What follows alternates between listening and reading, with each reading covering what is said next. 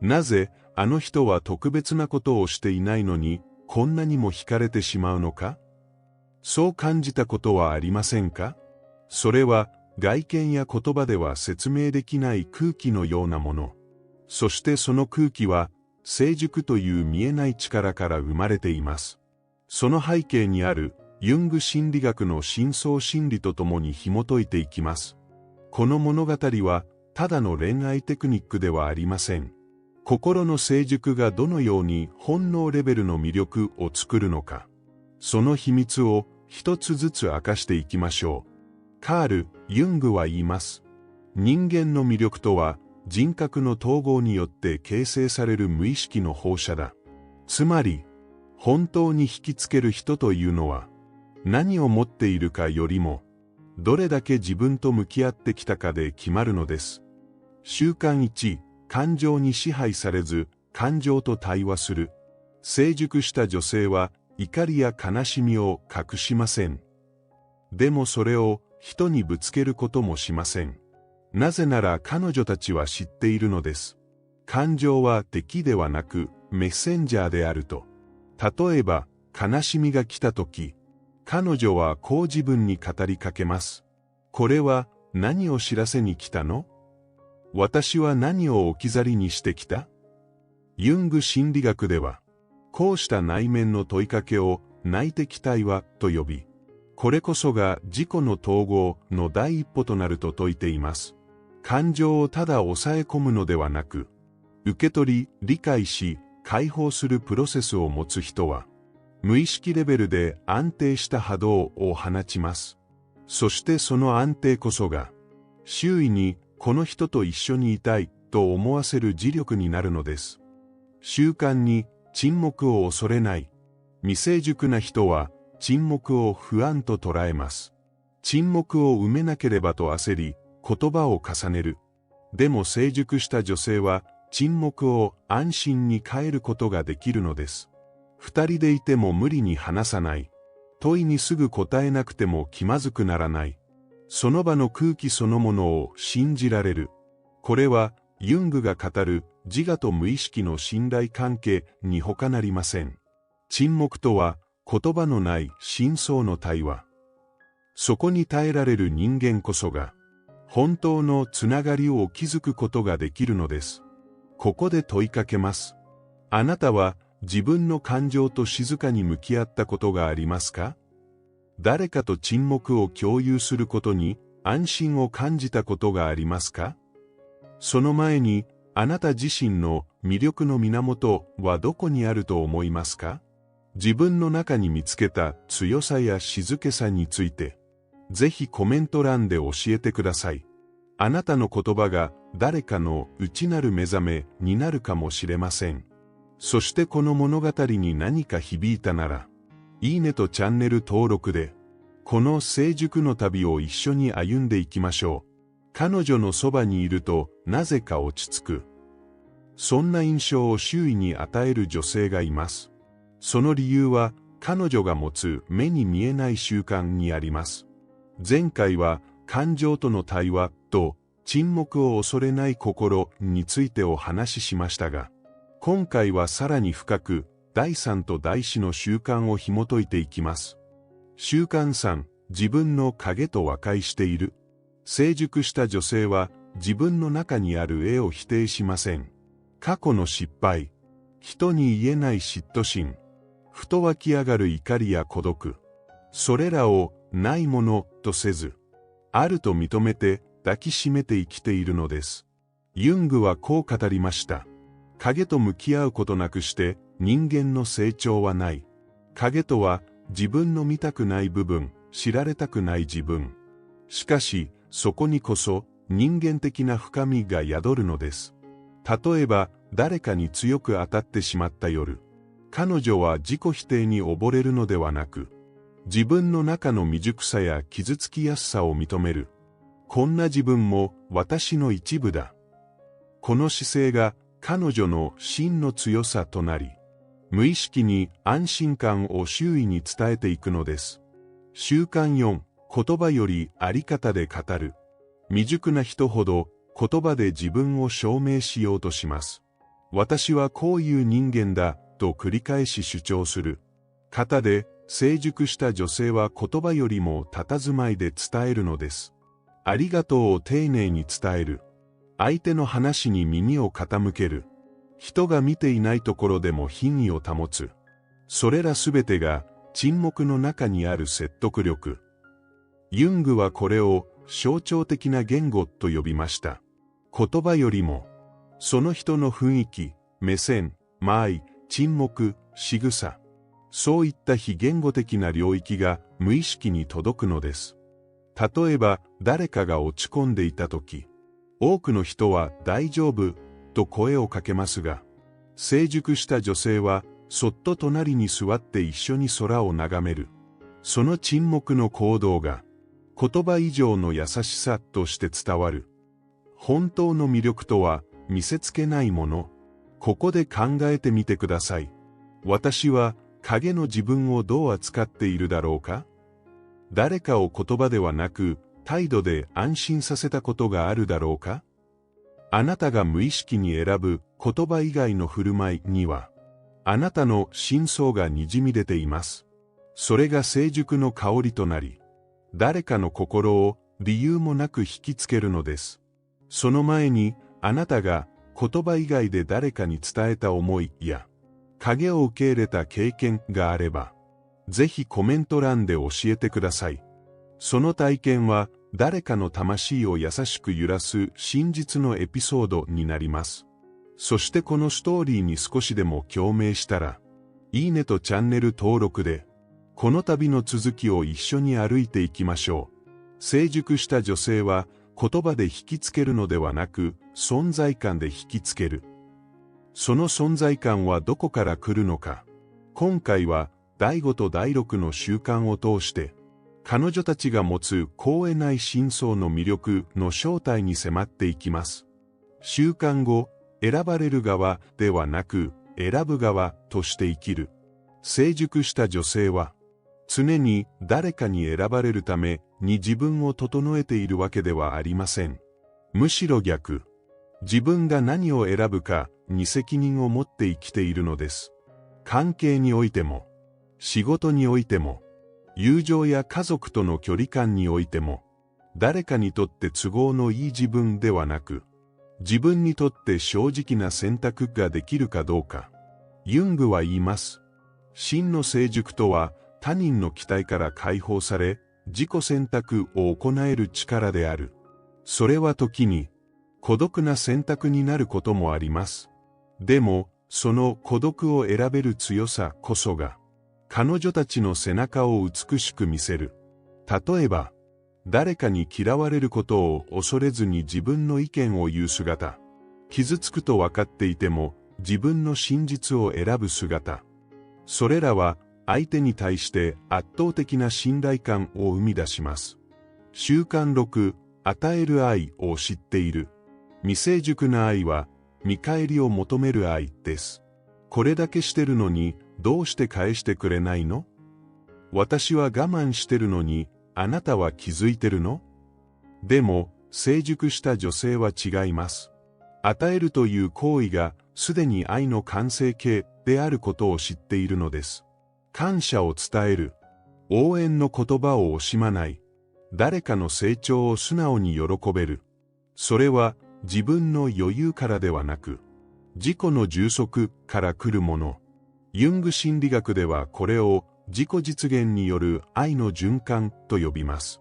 つまり、彼女たちは自分を満たすことを他人に委ねていない。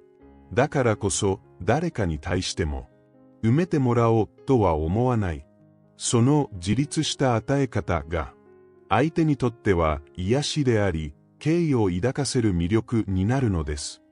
選ぶことと与えることのバランス。ここで少し立ち止まってあなた自身に問いかけてみましょう。私は最近誰かに選ばれるために何かをしていないだろうか？与えることが期待や不安と結びついていないだろうか？成熟とは自己への信頼と他者への敬意が調和した状態。そしてそのバランスが自然に身についた女性は無意識に抗えない魅力を放ちます。その前に、あなたが感じた誰かに与えた愛の経験や、自己選択がもたらした変化があれば、ぜひコメント欄でシェアしてください。その気づきが他の誰かの目覚めにつながるかもしれません。そしてこの度に少しでも共鳴したなら、いいねとチャンネル登録で、一緒に深層の成熟を歩んでいきましょう。成熟した女性が持つ6つの習慣。それらはすべて目には見えないエネルギーとして、相手の無意識に作用していきます。ではなぜ、それが抗えない魅力になるのか？今回は、ユングのアニムス理論をもとに、その深層心理を紐解いていきましょう。ユングは、すべての人の中に、異性のイメージが無意識に存在すると説きました。それが、男性の中にある女性像、アニマ。女性の中にある男性像、アニムス。この内なる異性が私たちの人間関係に強く影響を与えます。そして人は無意識にこのアニムスを他者に投影して生きています。男性にとって抗えない女性とは、自分のアニマが共鳴する存在。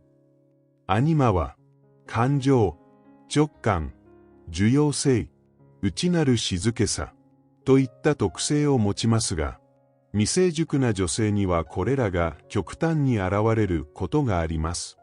しかし、成熟した女性は違う。彼女たちは、感情の深さと思考の明晰さの両方を併せ持ち、安心と刺激を同時に与える存在。男性はその中に、自分がまだ出会ったことのない内なる女性性を生み出し、この人に惹かれる理由がわからないという感情に包まれます。それこそが、無意識の共鳴、アニマ投影の成立です。ユングは言いました。他者に惹かれるとは、自分の無意識に惹かれているのだ。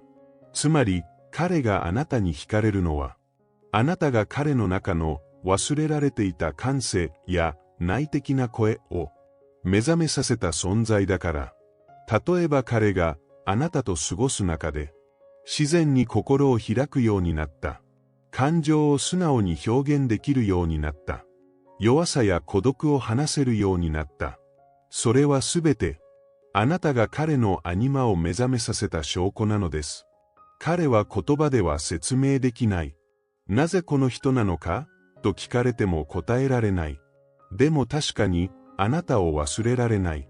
それが、無意識の共鳴の真髄。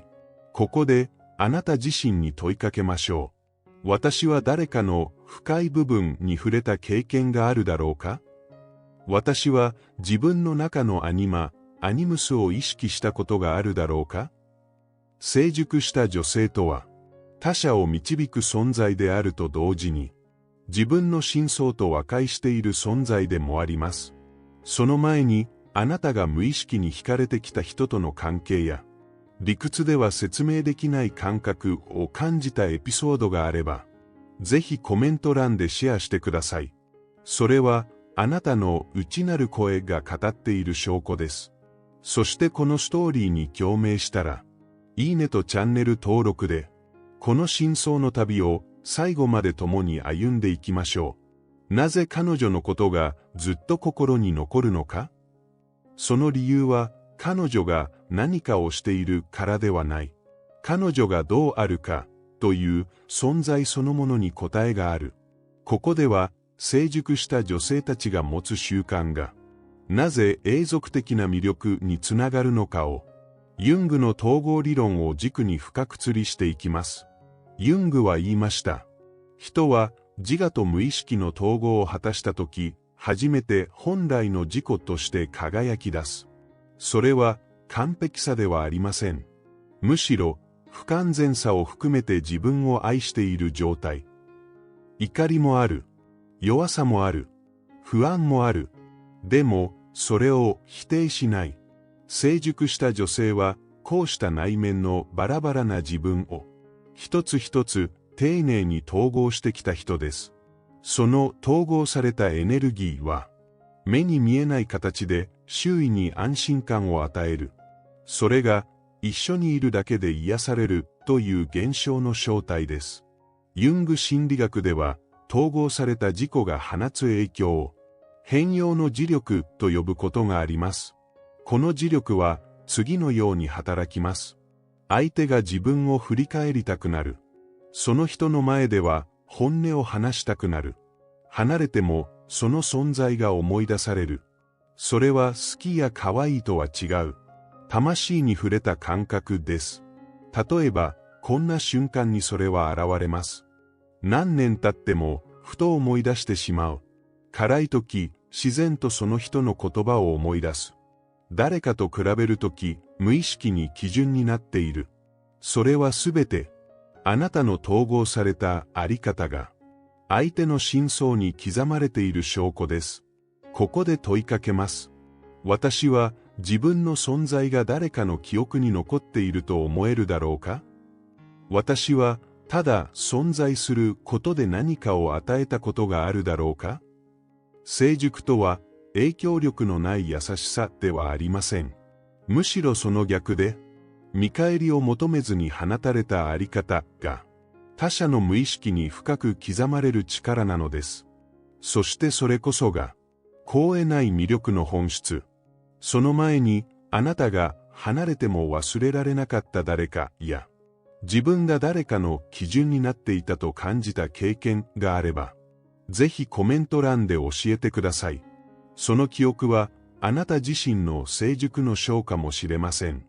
そしてこのストーリーに共鳴したなら、いいねとチャンネル登録で、最後の一歩を一緒に踏み出しましょう。彼女の魅力は消費されることがない。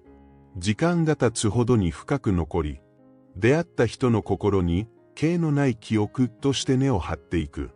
それはなぜか？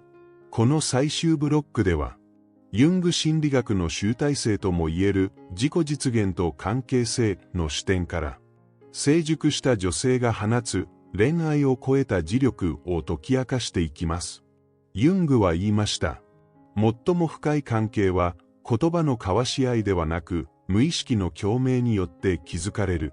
つまり、本当のつながりとは、同じ価値観、趣味の一致、会話の相性、といった意識レベルの一致ではなく、もっと深い魂と魂の波動の一致によって起こるのです。成熟した女性は、まさにその波動を整えてきた存在。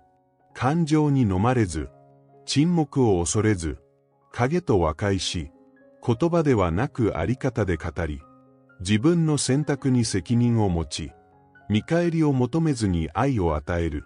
これらのすべてが、統合されたエネルギーとして放たれ、相手の無意識に語りかけていく。それはもう恋愛テクニックではありません。相手を引きつけようとしているわけでもない。ただ、そこにあるという事実だけで、人の心に深く残り続ける。だから、成熟した女性に出会った人はこう言うのです。気がついたら、この人が基準になっていた。他の誰かといても、思い出すのはあの人だった。言葉にできないけれど、離れられなかった。それは、惹かれたというよりも、響いてしまったという体験。ユングはこの状態を自己の鏡と呼びました。あなたが誰かにとって自分を映す鏡となったとき、その人はあなたを通して自分の内面にある未熟さや可能性に気づき始めます。それはあなたが救ったわけではない。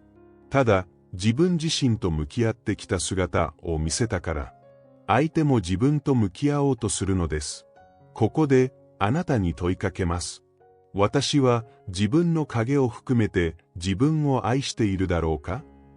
私は相手の中にある未熟さを静かに見守れる余白を持っているだろうか？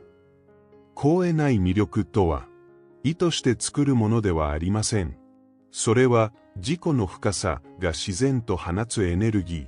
あなたが自分と深く向き合うほどに、そのエネルギーは周囲に届き、やがて恋愛や人間関係を超えたつながりを生み出します。あなたは今、どんな人生の地点にいますか？何に向き合い、どんな感情を抱えて、この物語にたどり着いたのでしょうか？ぜひ、コメント欄で教えてください。あなたが今抱えている影、成熟に至るまでに通ってきたや、誰かの前で見せた静かな愛、それらの物語がきっと誰かの魂を揺らします。そして、この旅があなたの中に何かを残したなら、いいねとチャンネル登録で、また次の深層の量をご一緒しましょう。あなたがただあるだけで影響を与える人になるように。その歩みはもうすでに始まっているのです。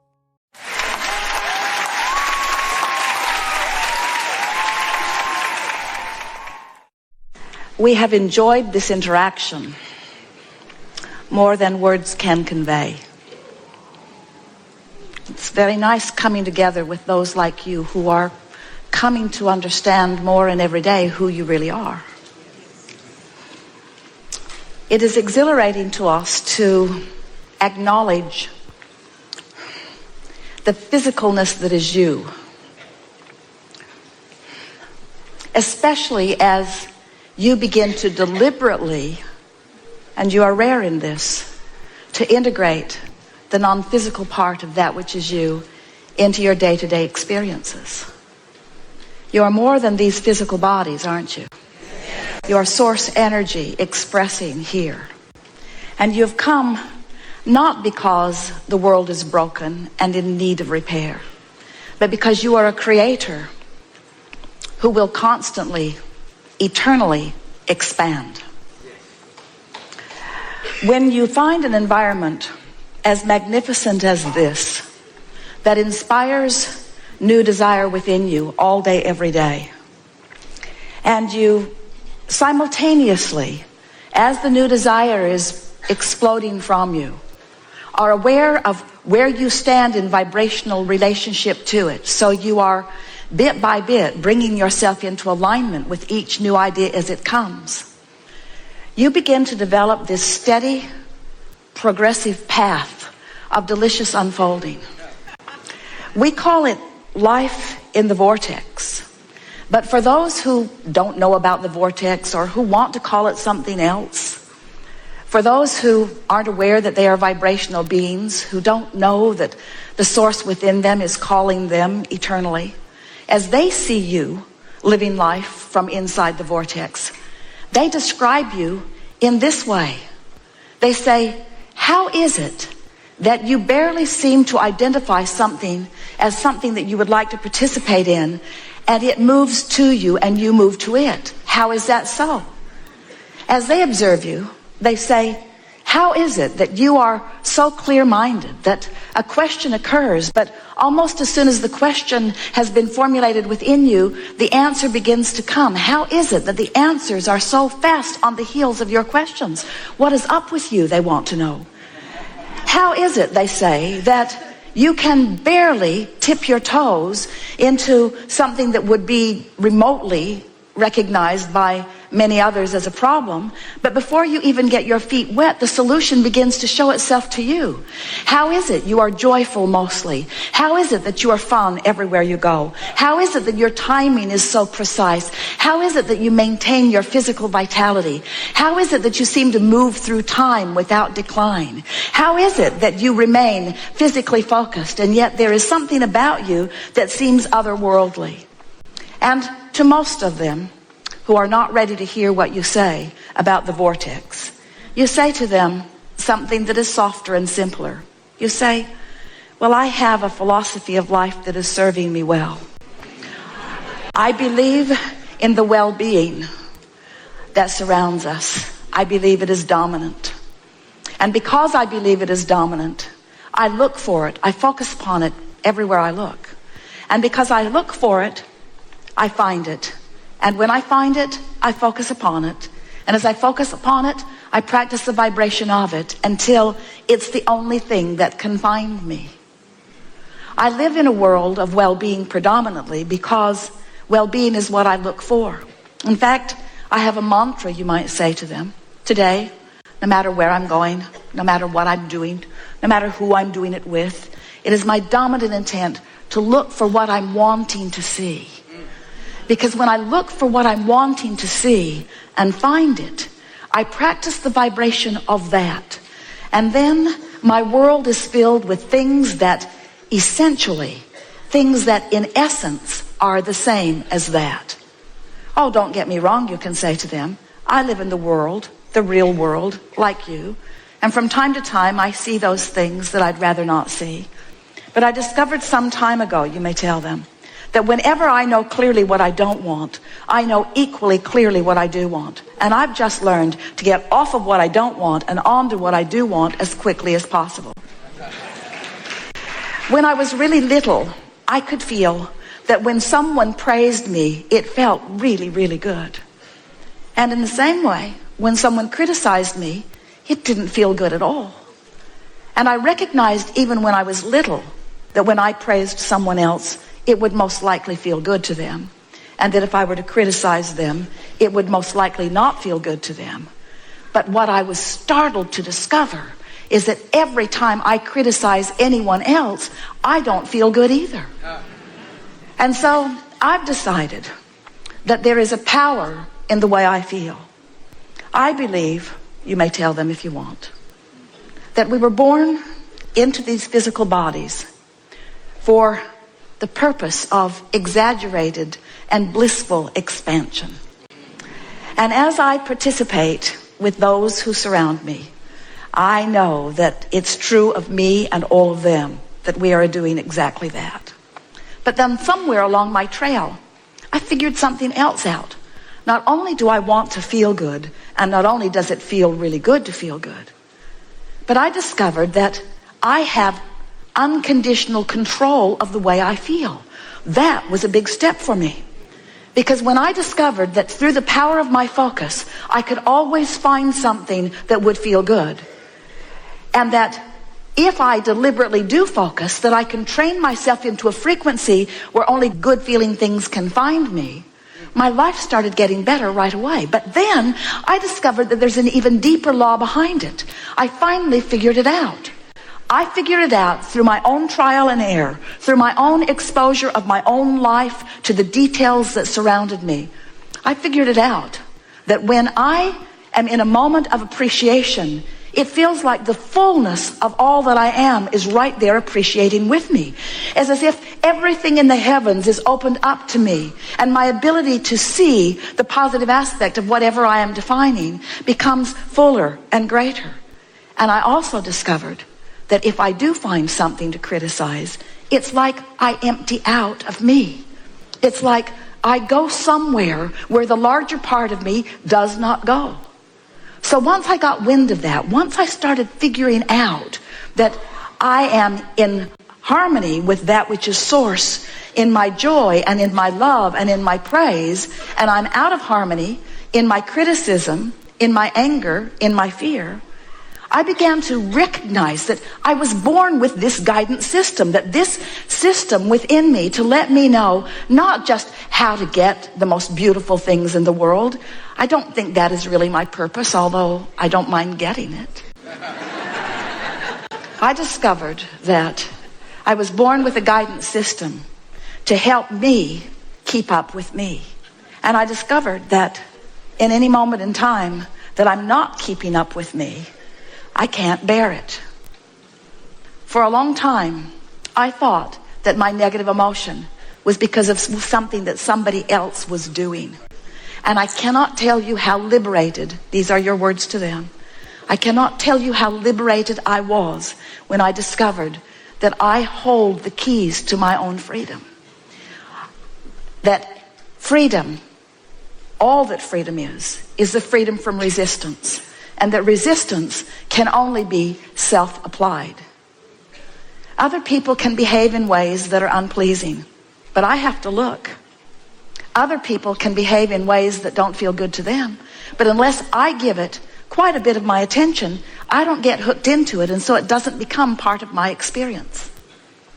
Then they may say to you, well, this all sounds good, and I see that you are living a much happier than usual life. But what can I do? How can I get into a better feeling place, when I have this that is bothering me and this that is a crisis and these things that have gone wrong? How can I focus upon positive things when there is so much around me that is not positive? And then you say, if you want to, well, I don't know about you, but I decided that it was just a choice that I would have to make. That I could focus upon the problems of the world and perpetuate those. Or I could focus upon the solutions of the world and perpetuate those. And beyond the perpetuation of the solution, I discovered that it feels way better to focus upon the solution than the problem. And so I do it for me, selfishly. I have to tell you, I do it for me. And then they may say to you, oh, I've heard of selfish ones like you, who get yourself into a good feeling place and then will not look where it does not feel good. How is it that you can put your head in the sand and not notice what's going on in the world? And then you say, oh, I notice, because I was born to do that. I was born to sift through the details of life experience and to choose those things that feel the best to me. And so I want you to know, you can say to them, that I see plenty of things that I don't want to perpetuate, but I don't get hung up in the vibration of that anymore. I move quickly from what I don't want to a statement of what I do want. And then I do my very best to practice the vibration of what I want. A lot of my friends don't want to hang around with me anymore, because when they want to complain and I don't listen with any sort of sincerity, they are annoyed. Sometimes they even get their feelings hurt. And then I discovered something that kept them from getting their feelings hurt. I started practicing it one by one, with friend after friend, with family members, with friends, even with people that I was just meeting standing in line someplace. I began to practice this. It goes like this. So they would say, how about that? I sure don't like that. And I would say, yes, but how about this? This is much better. At which point they would say, man, are you blind? Can't you see what's going on? And so I realized that trying to point out the positive aspects to someone who's standing in the middle of negative aspects wasn't going off very well. In fact, it just annoyed them and made them determined to not be with me. So I decided I had to go underground with it for a while. I decided that I couldn't be so overt about it. I couldn't be so in their face about it.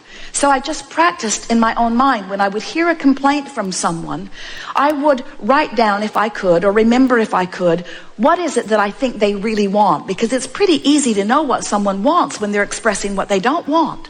And then I would practice seeing them having what they wanted rather than seeing them as not having it. I began practicing seeing them as they want to be. When someone indicated to me that they were sick, I immediately began to see them as well. And I began practicing the vibration of wellness. And then one by one, as my friends would present themselves to me, not one of them was put off by my newfound vibration, because this is the way it would play out. They would say, things aren't going well for me. And I would say, you know, I heard about that, but then I remembered who you are. And I began practicing in my own mind. When I'm not with you, it's much easier, I have to tell you. I began practicing in my own mind who you really are. And I've discovered things about you that are so intoxicating that now I think about them, not because I'm trying to help you improve, but because it just simply feels so good for me to acknowledge who you really are and what you've really got going on. And this is the list I've made about you. These are the positive aspects of your life. This is who I know you truly to be. This is how I see you. This is how I know you. And this is why I love you, you see. It is our promise to you that as you begin practicing the positive aspects of circumstances and events, of governments, of other governments, of political parties, of people that you know, of family members, of your mothers and your fathers and your children, of your friends, of people that you have formerly called your enemies, as you begin to tune yourself to what this time-space reality is helping you to put in your vortex about them. You see, these aren't just people running around annoying you or pleasing you. These are people running around causing you to build a vortex version of you. They are the reason that you are expanding. And so when they are the reason that you're expanding and you look back at their trouble, now you're extra mad at them because first they caused you to expand and now they're holding you back from your expansion. What we want you to realize is that no one can hold you back. There is no assertion in this attraction-based universe. It is all attraction. And so as you begin to play with this a little bit, as you accept that you are vibrational beings first and foremost, as you acknowledge that you and everyone that you are interacting with is causing you to build this magnificent vortex of creation, and that the source within you dwells there and experiences the fullness of all that you have asked for.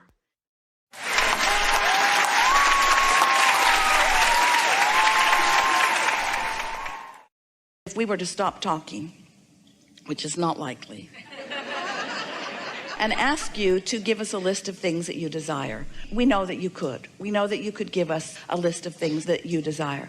We also know that you are wanting more practice in being a vibrational match to those things. So when you started out by talking about how this breakup, which was painful to you, set you off on a spiritual quest or a spiritual journey, we know that what you mean by that is that you want to do a more deliberate job of offering your vibration in the direction of what you want instead of in the vibration of what you've got.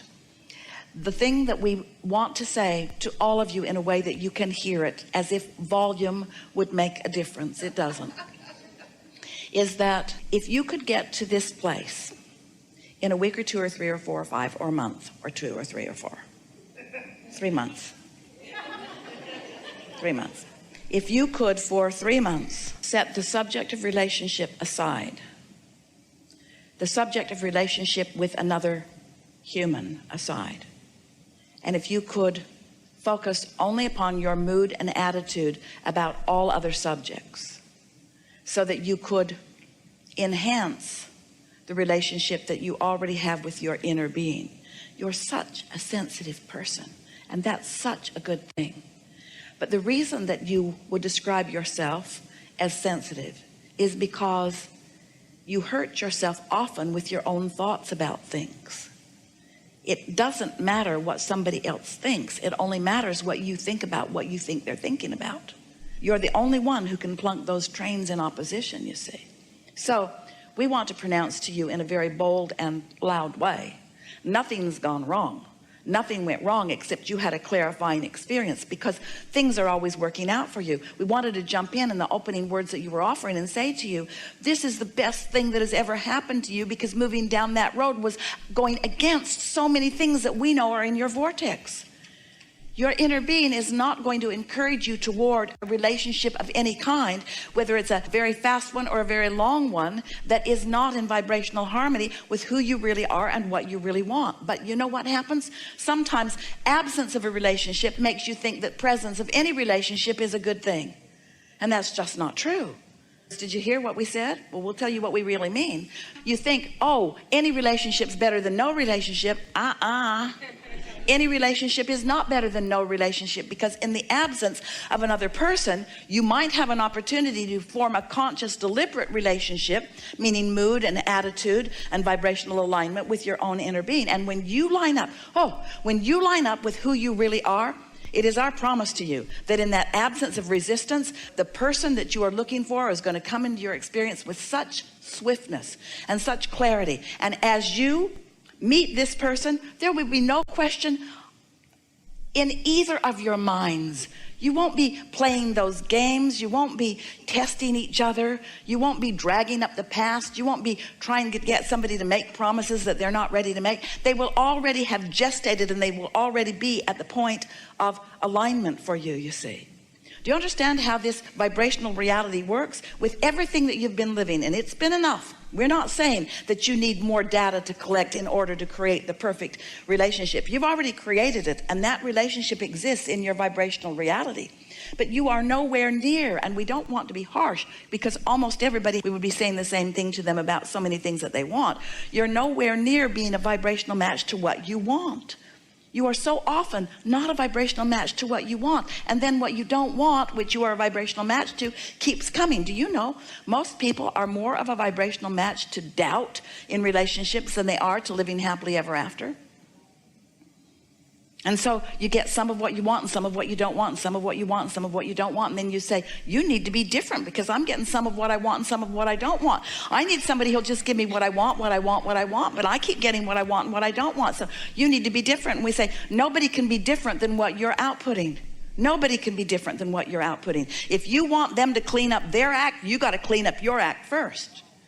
You've got to be a vibrational match, which means you can't harbor thoughts of doubt. You can't worry about those things you're worrying about and then try to get somebody else to promise you that they won't do those things that you're worried about. It never works.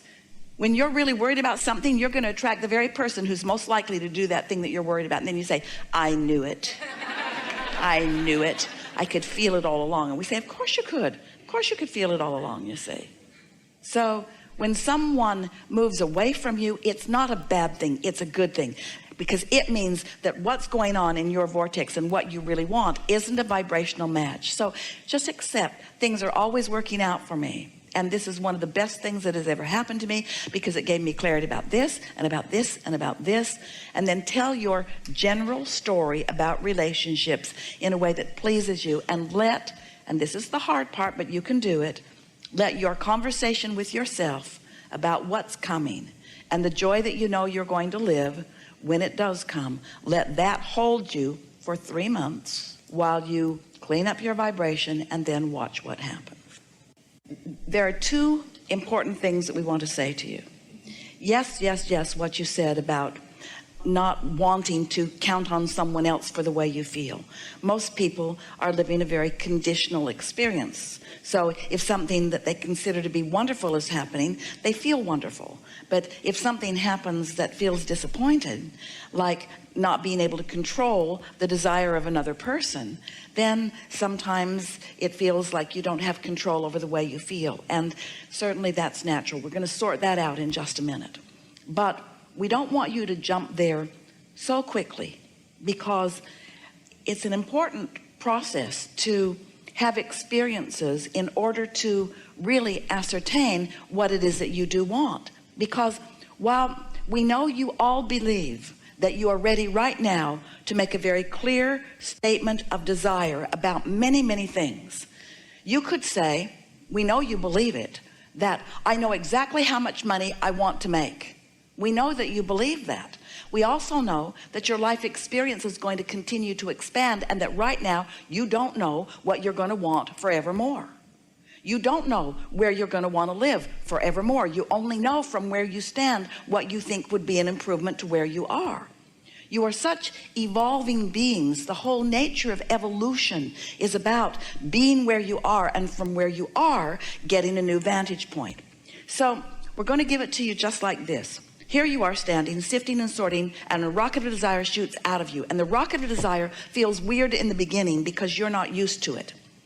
But then you sort of play the games that we ask you to play, and you do the processes we ask you to process, and you manage to become a vibrational match to this desire, which felt weird just a little bit ago. And now, a vibrational match to it. Now what you want comes to full fruition because you've managed to think about it.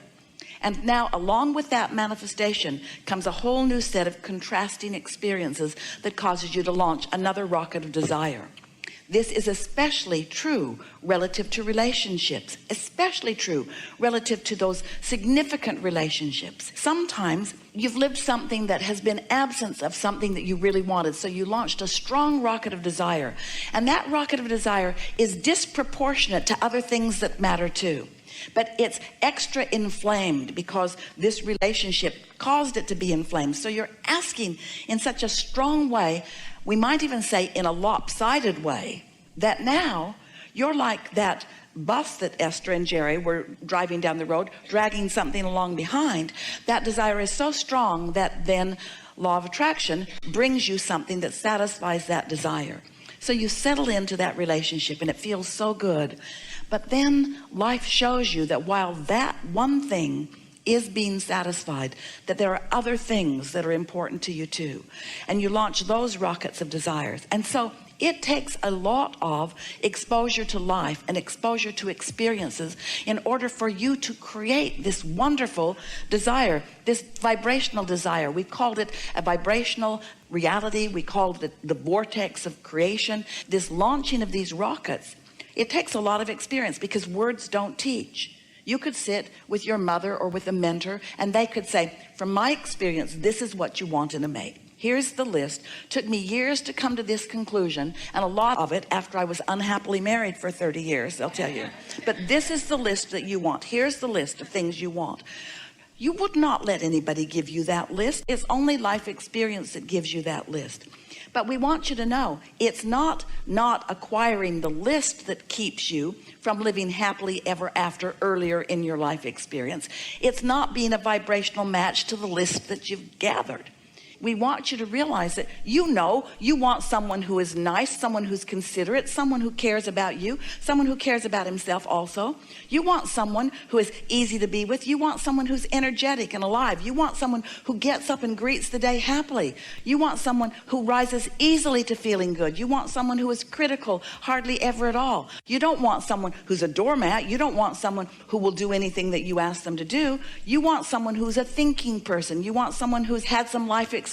You want someone who's eager about life. You want someone who dresses well and who likes money and who likes nice things and who drives a nice car. There are lots of things that over lifetime you have gathered, but most of all, you want someone who is intuitive enough to know when they are in alignment and when they are not in alignment. You want someone who understands that they create their own reality and who is willing to take responsibility for their own. You've created a really good list of things that you want, but you are like so many people. You are often not a vibrational match to your own list. So since you've got a mixed bag of vibrations going on, your attraction power is not clean yet. It's not in pure vibrational alignment with what you want, because you put an engine going this way and an engine going this way and an engine going this way and an engine going this way and an engine going this way and an engine going this way. So you've got this vibrational point of attraction going, and of course what you are attracting right now has some of what you want and some of what you don't want, some of what you want in absence of some of what you want. So what we're saying to you, we would not encourage you to want that relationship to turn around when you are still in the process of defining what it is you really want in a relationship. So there was a shift in your expectation is a wonderful concept, because expectation is the marriage between desire and belief. In fact, we could say you get what you expect. It's accurate to say you get what you believe, but it's more poignant to say you get what you expect. So if you want something and you don't expect it, it doesn't come about. But that's why after you've had the experience, quite often somebody who's sat in this hot seat before can come again and again and again and again and again, because they just expect to be there. They know they're going to have a good dialogue and they just expect to be there. And so their expectation equals their point of attraction. You think Abraham is choosing you. You're choosing you. You're choosing you. You're choosing you. We're just the cooperative component. It's the way it is with everything. Everything is that way. There's nothing that is arbitrarily or in some sort of control dictating what happens in your life experience. It's only you. You choose it all. But a lot of times you're not choosing it deliberately. That's why we're talking about these tools that you can use so that you can choose in ways that are more satisfying to you. So you are not puppets on a string. You are co-creators. And there is knowledge of how things work that is deep in the DNA, if you want to call it that, of your inner being. And so here you are out here, little chicks, digging things up and moving through life and coming to new desires and putting desires in the vortex that your inner being then knows about. And as you create a problem, you also create a solution which your inner being focuses upon and then gives you real-time information about how to turn that new thought, so new that it's not even a thought, it's still a vibration, that vibration to a thought and that thought to a thing. Your inner being immediately knows all of that and is feeding that to you real time. And if you're tuned in, you get the impulse and you know what to do.